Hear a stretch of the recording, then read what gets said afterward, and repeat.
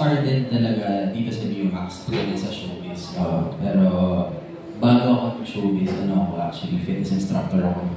And then,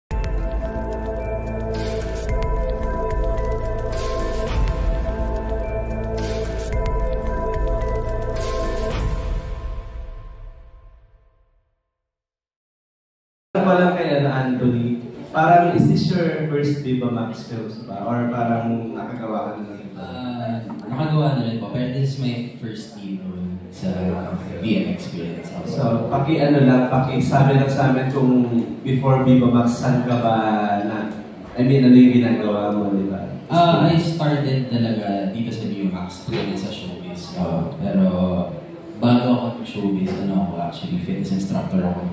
And then, pumasok ako sa Viva, I've done several projects na rin sa BMX. And then, sa BMX, ito yung first lead role ko. Yeah. How was the experience doing this film with Irish na kay Angel? It's a very nice experience actually. Yung galing nila and masarap sila katrabaho. And I feel ko yung para ako talaga yung role na yun. Kumbaga pagkaharap ko sila parang we're really doing this kind of scene. Like it's real. Kaya madaling gawin yung trabaho. Yeah. Ano mas madali, maging fitness instructor or mag-Viva Max film gumawan? Magubad sa ang hirap i-compare. Mahirap parehas actually. Pero masaya gawin parehas. Basta gusto mo yung ginagawa mo. And may enjoy mo yung parehas. Sa trailer na medyo complex yung mga characters. Maybe you know the background and mga motivation. Can you talk a little about your characters? Naman, ito si Janice. Yung character, ang mahirap dito is the character itself kasi malayo sa akin yung personality na yun. Pero dahil sa workshop and kaya direct kung paano nila ipaintindi sa amin yung role and kung paano dapat yung kilos, yung kung paano magsalita and all, malaking tulong. And yeah, syempre, because dahil sa production kaya direct, kaya nagagawa namin na maayos. And dito kasi, supervisor dito si Janice eh. So, ang supervisor usually is like, superior ka. Alam mo, ikaw yung masusunod. Pero the twist here is, ako pala yung inferior. Kumbaga nadadala ako dun sa babae, sa lady guard ko. Kumbaga, instead na ako yung superior na dinadaan ko sa pera, baliktad. Kumbaga, andun yung twist na yun. So, complex actually. Kaya, ayun, it's very challenging. Exploited yung character. Yes, ganun naman. Kumbaga, hindi mo siya unexpected yung mga mangyayari dito. And ayun po. Dami pa din yung hindi nakakaalam na si Anthony ay galing sa isang showbiz family, di ba? Pakikwento mo nga briefly, Anthony, na yung mga kapamilya mong taga-showbiz din, kung bakit magaling kang artista. Ayun po, galing po ako sa Davao clan. Uncle ko po si Ricky Davao, lolo ko po si Charlie Davao, and my dad is Charlon Davao na nagsimula rin po dito sa Viva. And growing up, I saw them, alam mo yun, kung paano sila magtrabaho, paano nila aralin yung script nila. And at times, sinasama din kami sa set. So, namulat ako sa ganong trabaho and alam ko kung paano, how professional they are. Kaya malaking tulong po talaga yun para maging kung sino ako ngayon sa industriya na ito. Ayun po. Anong reaction ng mga kapamilya mo na nagpapasexy ka sa Viva Max? Actually, hindi naman sila nagulat. They're very supportive. Pero meron lang silang restrictions, syempre. Kung hanggang saan lang yun dapat. And syempre, gusto na lang, they're proud kasi syempre may katawan ko yung all na mapapakita ko sa kanila. Pero yun nga, meron pa rin restrictions and syempre nakafocus din tayo sa acting skills, not only the sexy scenes and all. Gusto ko rin syempre ma-showcase yung acting talaga. Kasi yung sexy scenes, it's there. You can do it. Alam mo yan, pero yung acting talaga is doon mo makikita kung talagang actor ko hindi. It's not just being a sexy actor, but the actor itself. Ayun. Ready ka ba if ever someday maging director mo ang Ricky Davao? Ano naman, really. I'm very looking forward to that. Sana, makatrabaho ko siya. Ewan ko, pero sobrang saya na. Madami ako matututunan sa kanya. For sure, for sure. Tapos channel mo din si Maymay Davao. Yeah, Auntie Maymay. Maymay Davao is my aunt. And ayun, lahat sila actually, nakita ko magtrabaho, nakita ko kung gaano sila kung professional, and pag nagawa ito sa amin and all, tapos pag nasa set kami napapanood sila, ayun, nakita ko kung paano yung trabaho nila and kung paano dapat gawin yun. And kung gaano kahirap talaga. So it's not easy, and hindi ko masabi na before kasi na gusto ko mag-artista kasi alam mo yun, nasa camera ka and all.